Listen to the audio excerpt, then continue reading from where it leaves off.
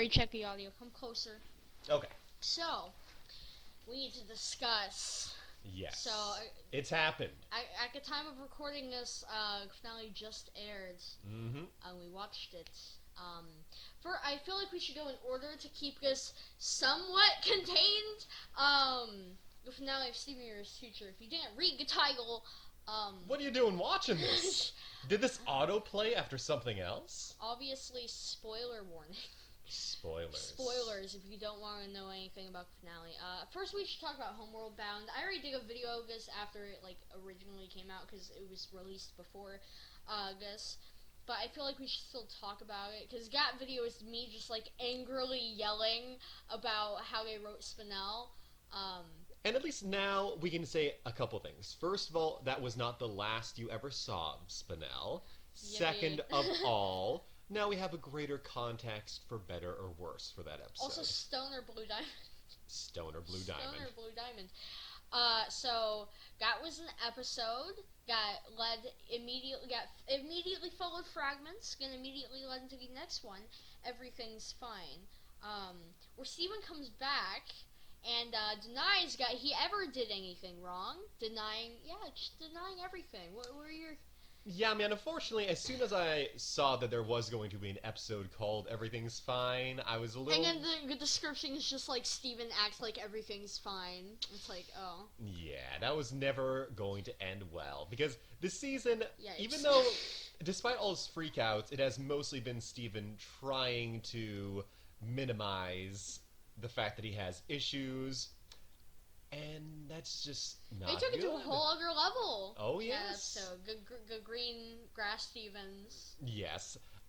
It was funny, but there were lots of funny moments, when he just Peridot was maybe not use your magical spit on the plants. It never goes well, and he just barely tapped one, and then the greenhouse exploded. Yes, it's the thing where it was funny, but it was funny in a way that was painful and agonizing, and you just knew it was going someplace bad. Yeah, and then he comes back, and everyone's maybe, wait, you shattered him? He was I don't remember exactly what he said. My brain is hello, what just happened? He's I might have had a vengeful thought or two about slamming White Diamond's head into a wall, but I never acted on it. I only ever actually shattered Jasper. Now, there is something I wanted to discuss with you, because when I was reading reactions to Homeworld Bound, many people pointed out something that I didn't think of actively when watching it. What, that Spinel was horribly written and that the diamonds were horribly written?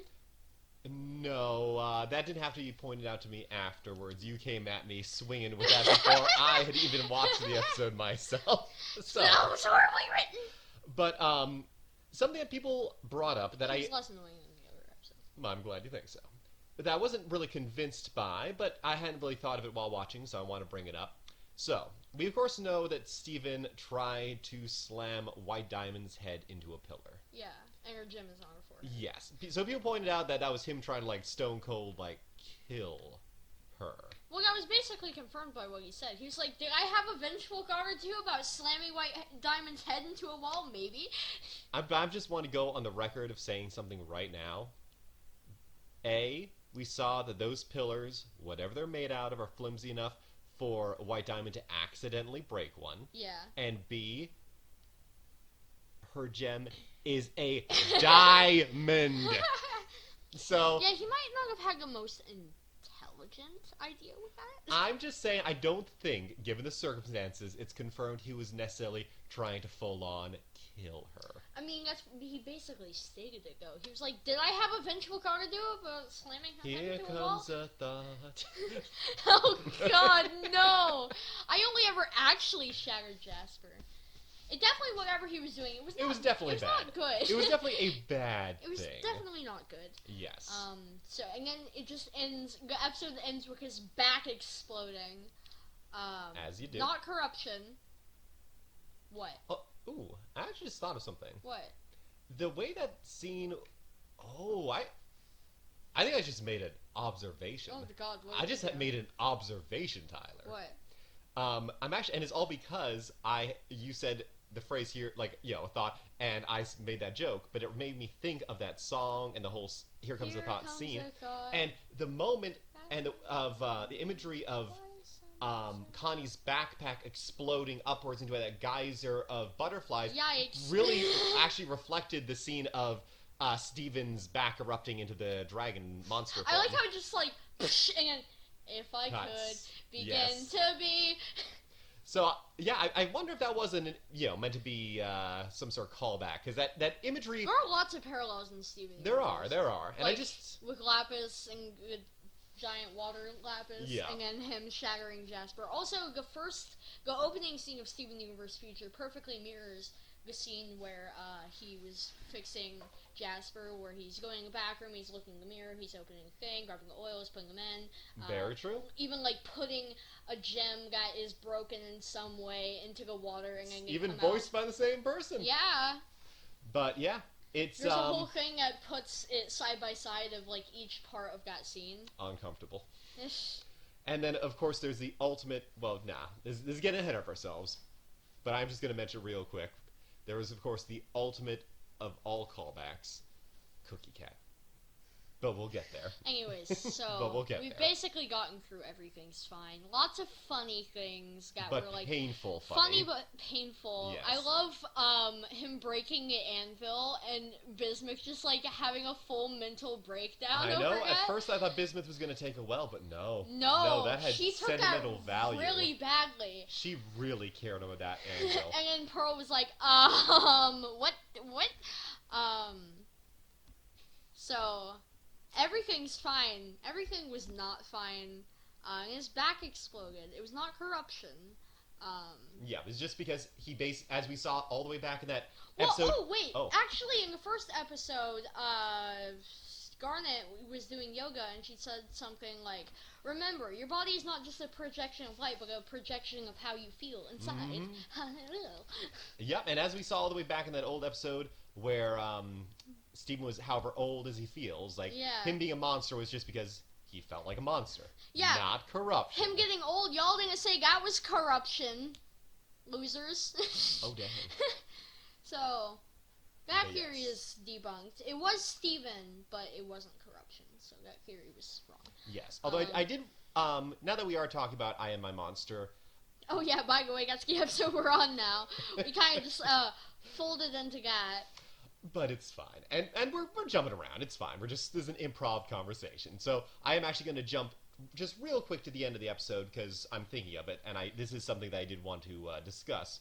So, Connie given him a smooch, made him cry, and after he cried, they very specifically show that his tears were sort of like, giving the healing energy into the waters. Yeah.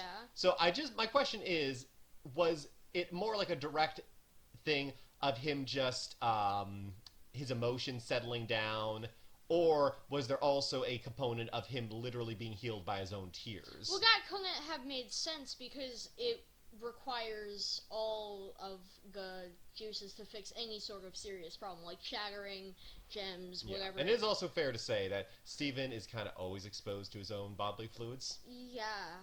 Yikes.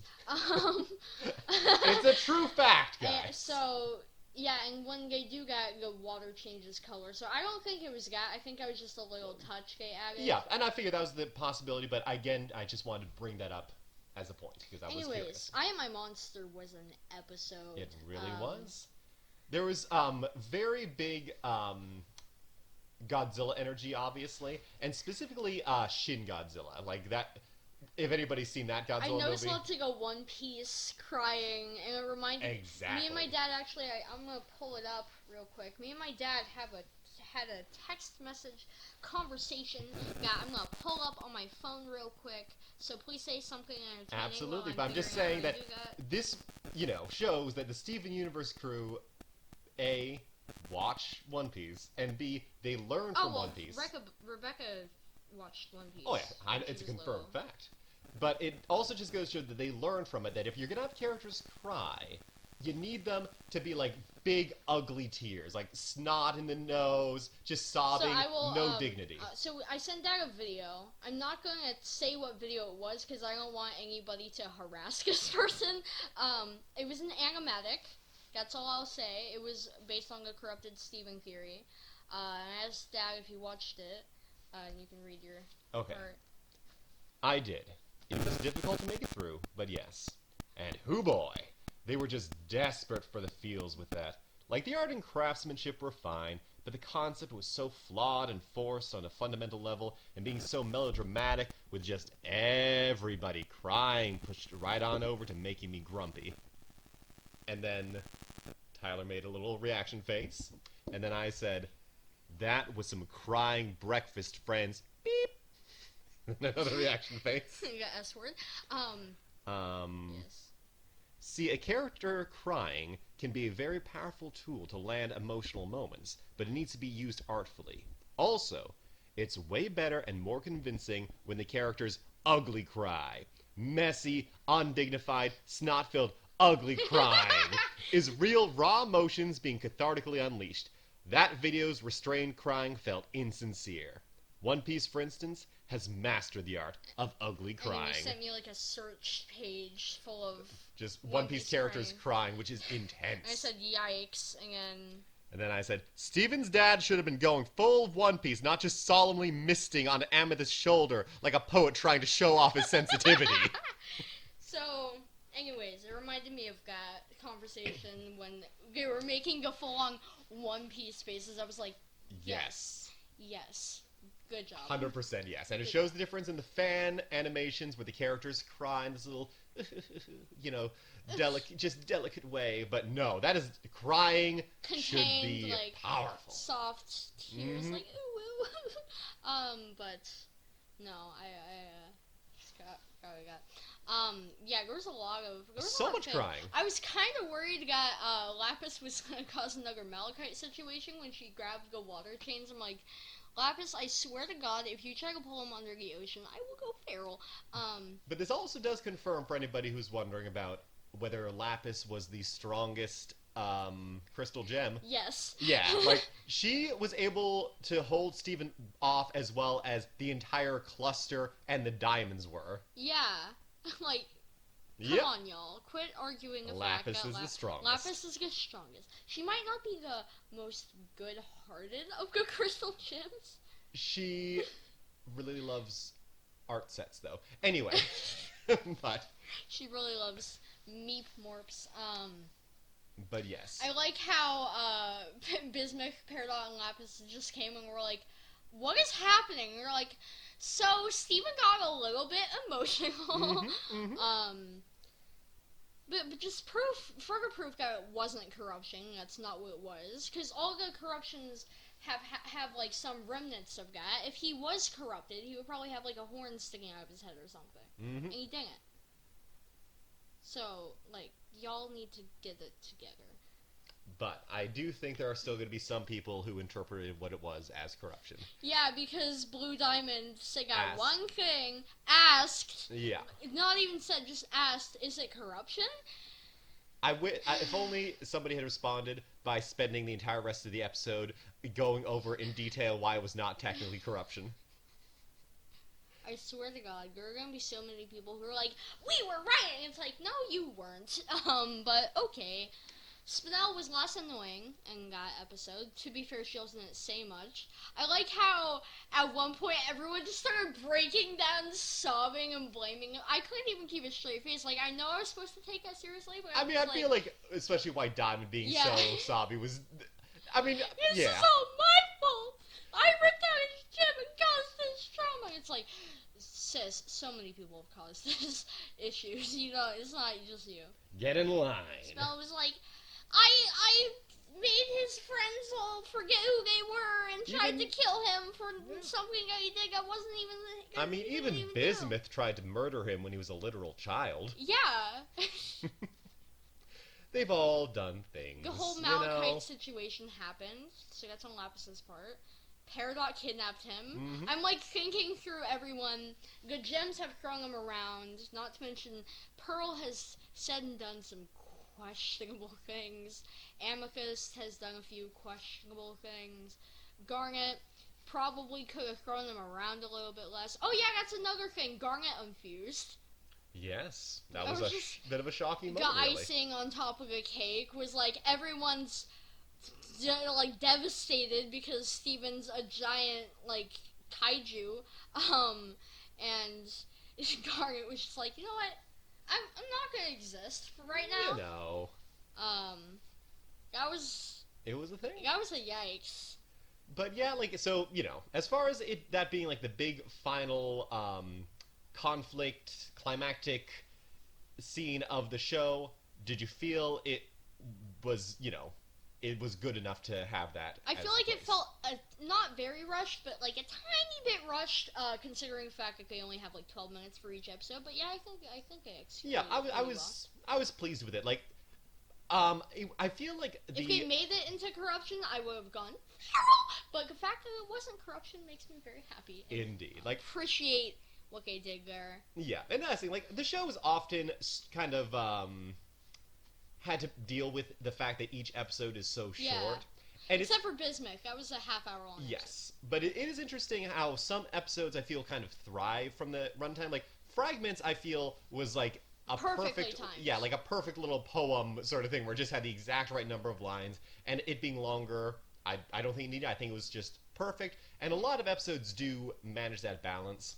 I feel like I am my monster was not absolutely 100% perfect, yeah, but it was still. It could have like I feel like if it had an extra minute or two, it would have been a lot more panned out. But it did still juggle a whole lot very efficiently while still allowing time to breathe. So I still think it was a very impressive feat considering that. Yes. The one thing that was sort of a little strange about it, and I mentioned this in like the conversation we had leading up to this.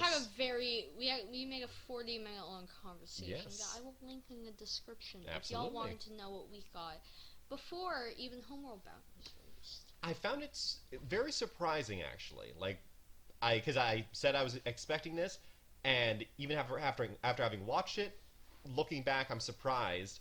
We never really, neither us nor Steven ever really had a big moment of closure or even understanding or anything with Pink Diamond. Oh yeah, that's a whole thing. Yeah, like I feel like there was no true reckoning. He had the diamond eyes, and that was a thing for like a whole episode, but that didn't really evolve into what I really thought it would evolve into. Yes, like there was so much resentment of Pink Diamond and self-hatred over Pink Diamond, but ultimately that sort of seemed to be just sort of more tied up into other psychological stuff, and the whole Pink Diamond legacy was just not.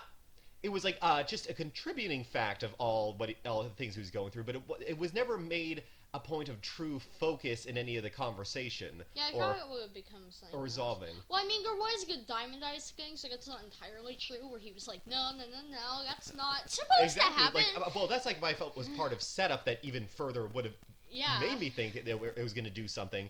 And it just didn't. And again, I'm not sure that's like a good thing or a bad thing.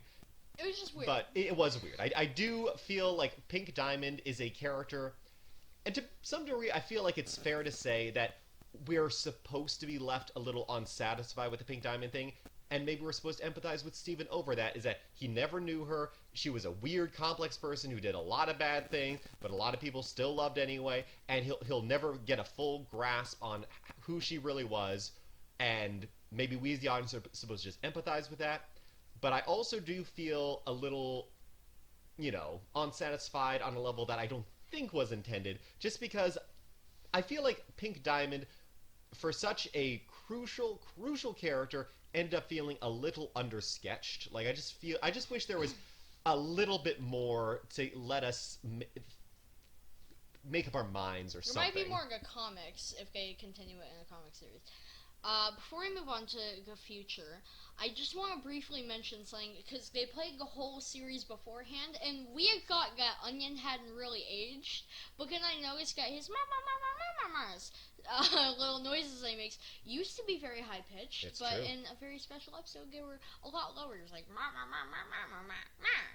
So maybe he did age, but like he's not human. At least I don't think, and he's not a gem. I don't think so. Aging probably works differently for whatever an he onion is. Yikes! What if he just is a sentient onion? Steven, what did you do? Steven, oh my God! Steven was just eating an onion when he was earlier. He didn't like it, so he went outside and he spat it out. And then happened to be a woman in town named Vidalia, and she was like, "Huh, me adopting this would be a really good pun. Never mind. That'd be a really good pun." Yeah. So she adopted him because she respects puns. Yeah. That wouldn't make sense, though, because Vidalia gave birth to Onion biologically.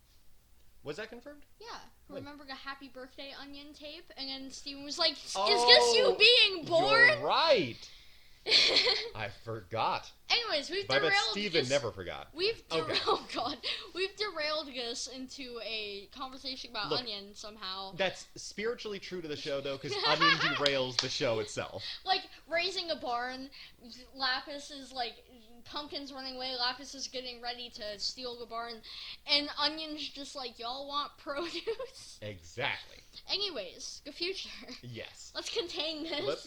I enjoyed that episode. I thought it was first of all, just after how dark... Steven finally got to therapy. That was confirmed. Because Pearl was like, when's your next appointment with your therapist? And I'm like, thank God, that boy needs therapy. Yeah, and I feel like the show the season had been... Yes, indeed. The season had been very dark, and there had been so much drama recently that it was nice to have a genuinely chill episode that left you feeling like the boy's gonna be alright, and to give a nice send-off to everybody. That boy needs therapy. That boy needs... Alright, I found it really odd. Of course, at the end, it was revealed that they were just, like, hiding how they felt. But throughout the whole episode, I was like, the gems are taking this way too well. Like, Bismuth, Peridot, and Pearl were breakdown sobbing over this. Even Jasper seemed upset, and it's Jasper. In her own Jaspery ways. You know what? We didn't get a single Nephrite thing in that whole epilogue series. You're right. Oh, so those leaks confirmed fake then, I guess, yeah. Yeah, we saw some leaks. Yeah, it looked real just from the way they were well done leaks. They were well done leaks.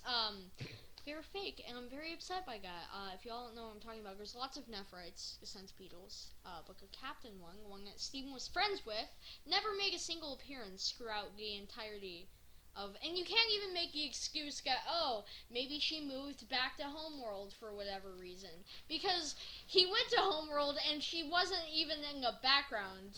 So... My God. Anyways, if they continue in the comic series, I need a full issue dedicated to Nephrite gets her own comic. Please. I would love a spin-off series starring Nephrite. Anyways, sorry, I keep derailing this conversation. Well, it's important, because that's the thing. It's about the ending of the show, but it's also, in being about the ending of the show, it has to be about the show as a whole, and the various parts of it that stood out to us. Okay. So that's fine. And I do feel like Future was a good episode, and I'm glad that they did pace things in a way that gave a full episode just to breathe for the epilogue. I like how everyone got all these sentimental gifts, and then Lapis was just like, ooh, art! Her reaction was hilarious. Peridot got a shirt, which of course it was already established Peridot's interest in clothing with the weird alien shorts scene. Bismuth got the flag. Amicus got all his video games. Pearl got the ukulele to go along with her bass. Garnet gets to plan his wedding, yippee. And then got a wedding album. And then Lapis is just like, ooh, art! I like watercolors. It was a very nice. Get it, y'all? Get it? Yeah. Cause I control water. I'm so clever. Oh, Lapis. Oh, Lapis. But yes, it was good. It was just nice seeing all, sweet catharsis. Everybody. Yes, it was just really nice seeing Steven actually enjoying himself and Did you not getting get my along. Reference? There's a web exclusive where Steven reacts to crying breakfast friends. I feel like I might remember that, but that's from years ago, right? Yeah. Okay, so I only vaguely remember, but I do think I saw this at some point. Yes, and at one point, the breakfast friends start crying into each other's shoulders, and then he starts crying and yells, "Yes, sweet catharsis!" There you go. 100% I yes. found that very amusing. Apparently, it was based off of a jailbreak reaction that Rebecca saw. Nice. Nice. Podcast she's like that. Anyways, I keep derailing this conversation. But just to, really like about as far as like the finale as a whole goes, Steven Universe is a strange show for many reasons. Oh, but yeah. one thing that is also strange is how it sort of has felt like it could have had two previous endings. Yeah. Both the ending of the original series and then the movie. Yeah. So it's interesting that it's now got, almost like a third chance to have an ending. Like all three were. I mean, to be fair, I didn't actually watch all of Diamond Days, but from what I've seen, it was a fairly good ending. I mean, the Diamond stuff had a little rush, but it seemed like a fairly good ending. The movie was great. Yeah. Before Gabe butchered Spinell. But Future, I think, was a very thoughtful and mature way to like end a show. Fine. Everything's fine. Everything's great. And just sort of, taking the sort of like, pure-hearted do-gooder protagonist of a children's show and really turning him into a literal monster. No, but more just like willing to show the vulnerability of that was very. And the vulnerability of the town that he destroyed when he turned into a giant monster. He just tore some holes on the side of a hill. It's fine. Oh, it's great. It's fine. That whole situation was great. It's fine. It's fine. I only actually ever shattered Jasper. Womp womp. It is interesting. All right, so basically, another thing we've all learned from here is that if Steven never listen to the fandom.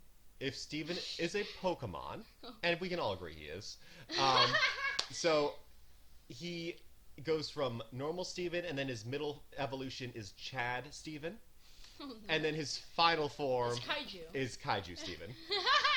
Yes. Kaiju Steven. Classic Steven? Which is a dragon fairy type. Oh my god, that'd be his like pre-evolution. There's like Pikachu, but then you can like pre-evolve into Pichu. That would be classic Steven. Would be the Pichu of. Classic Steven is a little Pichu. Classic Steven? He seems so offended. Wonder why. I wonder. But yeah, Steven Universe Future as a whole is a very striking and I'm going to say brave direct thing to do with the show, because I feel like it really could have left a lot of people feeling almost betrayed to see Steven acting so dark and everything, but I feel dark and edgy, ooh kaiju. But I feel like they handled it with enough grace and skill that it ended up being something very special, and I can honestly see it being important to some people. Like I could see it being like one of those things where it's surprising that a kids show would go there, but I also think, remember, guys, this is a kids show. But I think it could be. The main protagonist murdered somebody, thought about murdering another person, turned into a giant monster. If you, as far as, saying that something's a kid's show, that usually carries with it certain implications, but the implications it carries are usually just things of, like, shallowness and everything. And so I think it's good for a kid's show to break with those. Rebecca was like, how about let's not? Exactly. Originally, I read an article about this. For the movie, Rebecca had to fight for the ending because she kept getting a note back to just kill off Spinell.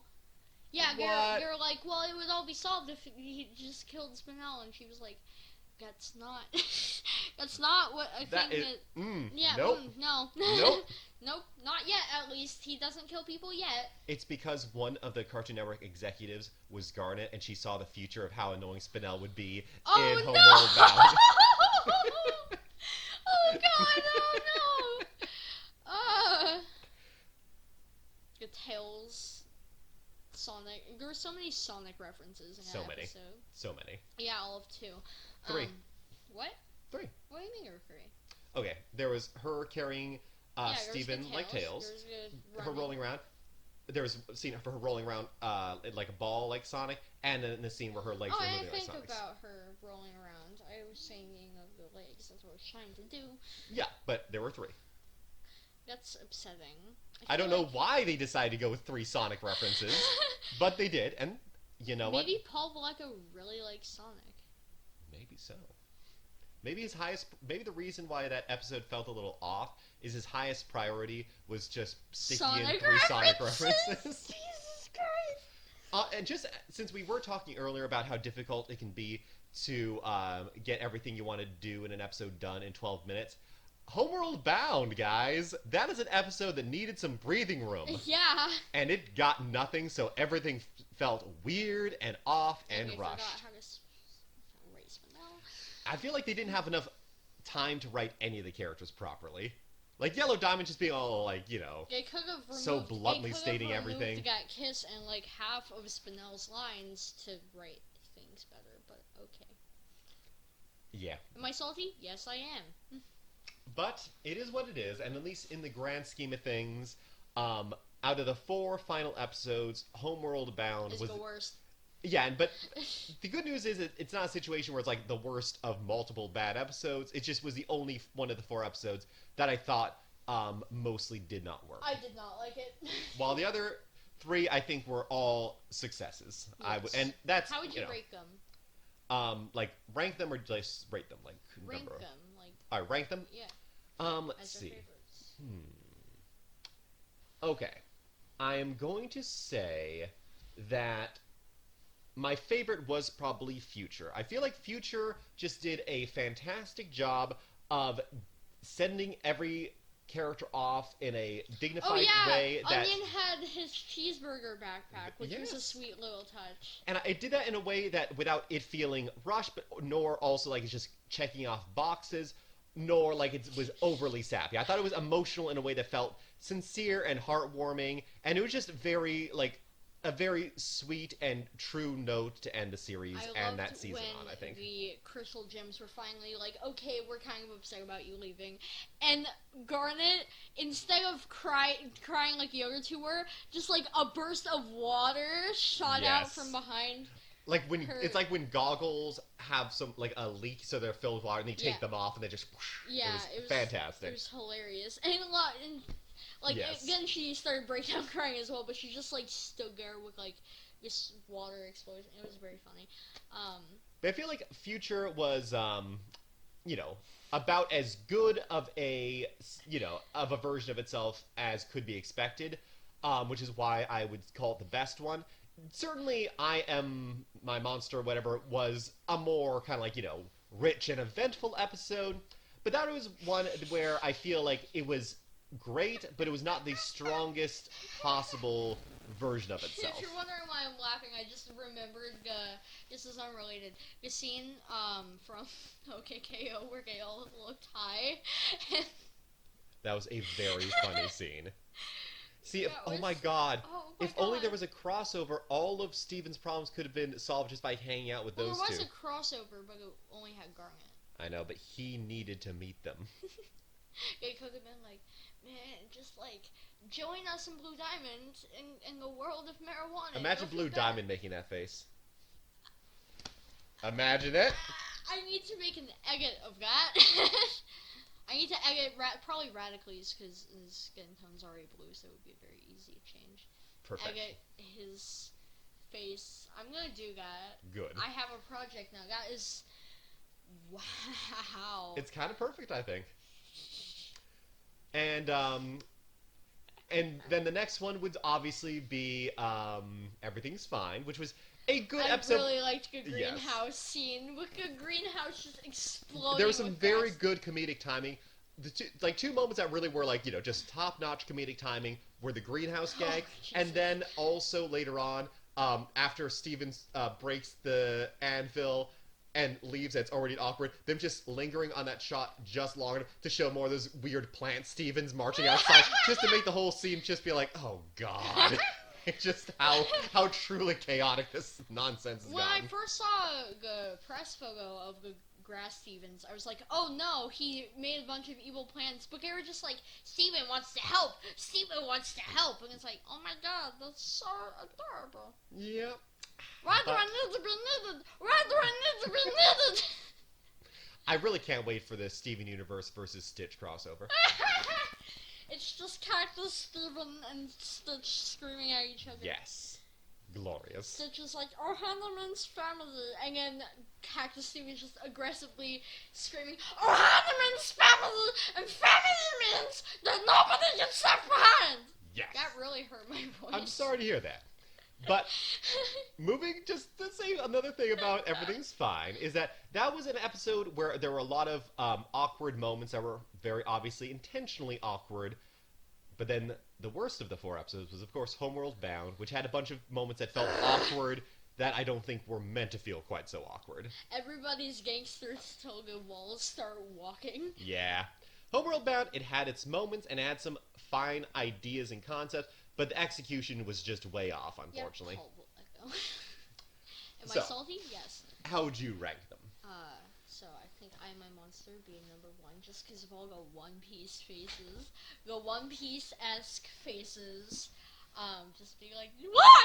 Why is it gonna do this?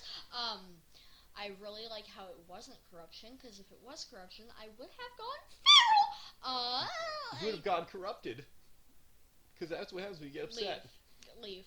Get out of here. Okay, bye. Stop. Wait, no.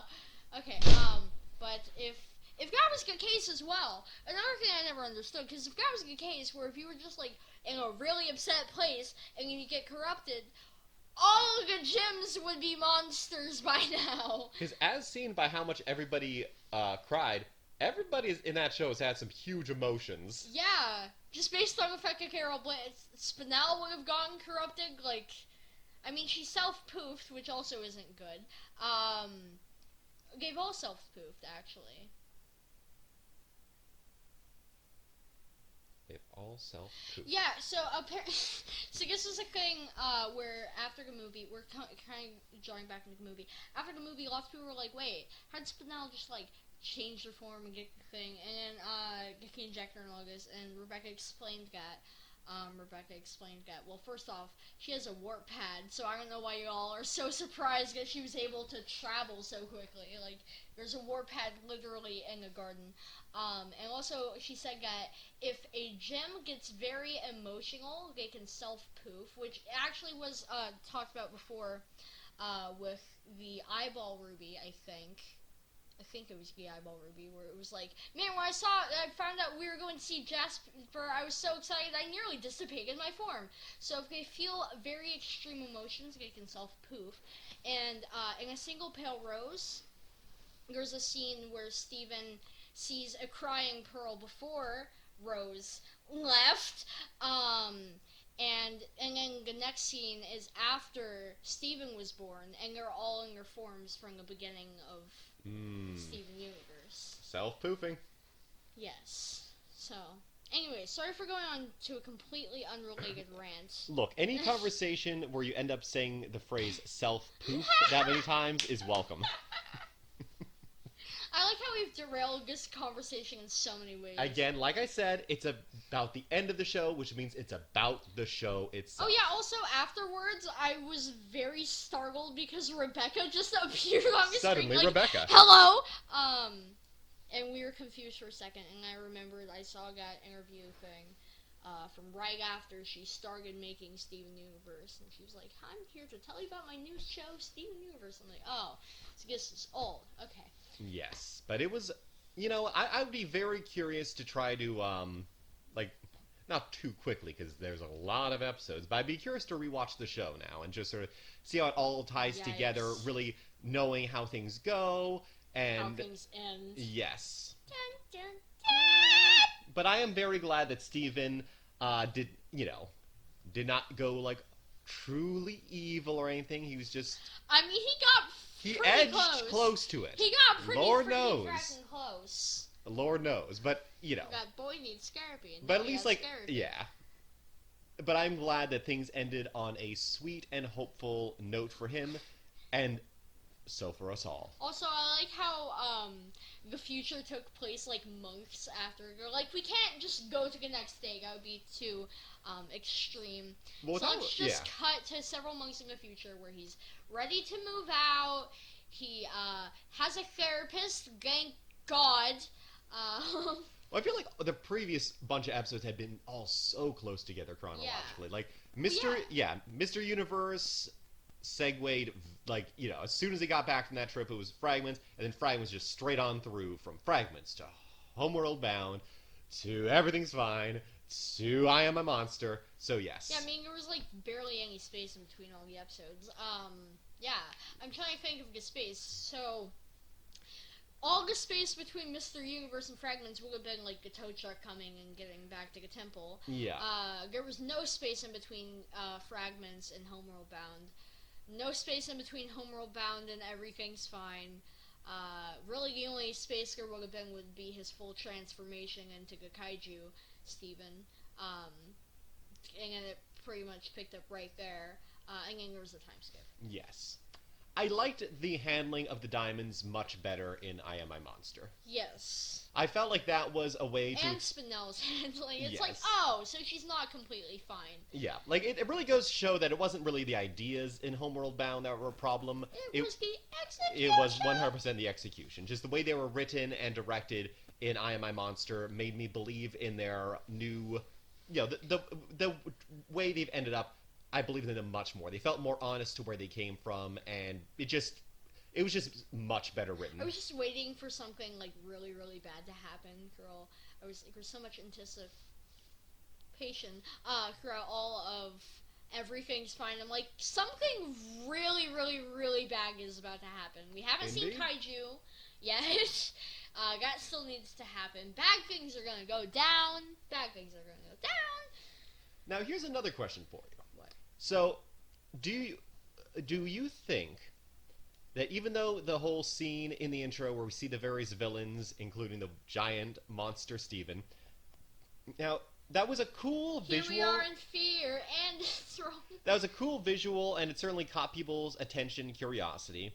But it also meant that everybody was anticipating that monster, and many people were anticipating it specifically being Steven. Yeah. So my question to you is, do you think it might have made for a stronger moment within the actual show if that part of the intro was gone, so there was no expectation for Steven to turn into a giant monster? Like, that would have caught people way more off guard. Yeah. And I think it might have landed a bit better as like an, oh no! Like, oh, moment. yikes, that wasn't supposed to happen. Yeah, I feel like, or even if they just made it, like, a smaller part of that screen, not, like, this giant looming threat with, like, full animation, I feel like that would have been better. Could be there. Here we are in fear, and it's, I can't. MKR would perfectly predicted all of Steven Universe's future. Indeed. And I'm looking forward to seeing all the, memes and such that are going to go on, because that's all the community has left for a while, is the memes. Oh, yikes. Memes of reflection and looking fan back. art. Oh god, the fan. Don't scroll too long through Google for fan art. It never leads anywhere good. I know from personal experience, don't do that. But in a world where so many very good shows get cut short, I'm glad that Steven Universe got an ending, and then another ending, and then a third ending. Well, it got a 5-season long series that was wildly successful. Several video games. I know there was Escape the Light, Save the Light, I'm pretty sure they're making Unleash the Light. Then there was a full-length movie. There's lots of songs, there's a bunch of soundtrack stuff. There's a pilot, because everything needs a pilot.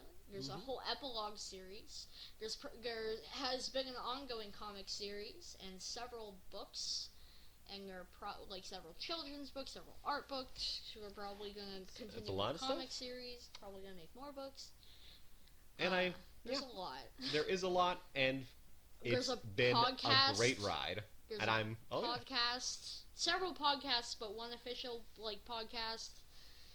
And yeah, I'm really glad that Steven Universe found the success it deserved, and that Rebecca Sugar was able to take it this far and was given enough creative control and trust by the network that she had the opportunity to make. To do things like Garnet's wedding and stuff. Yes, and Steven Universe Future, which I could see a lot, that being a pitch that Oh, executives God, might have I can't very even easily imagine turned down. having, like, she looks stressed on the special features on the DVD. Oh yeah, there's a whole documentary behind scenes on Yep. the movie. On the video of her, she just looks stressed the whole time she was pitching Acri. So I can't imagine being like, so Steven's mental state goes so bad, hear me out, that he turns into a giant kaiju monster, and they have to fix it. Also, he murders somebody and has vengeful thoughts. Any takers?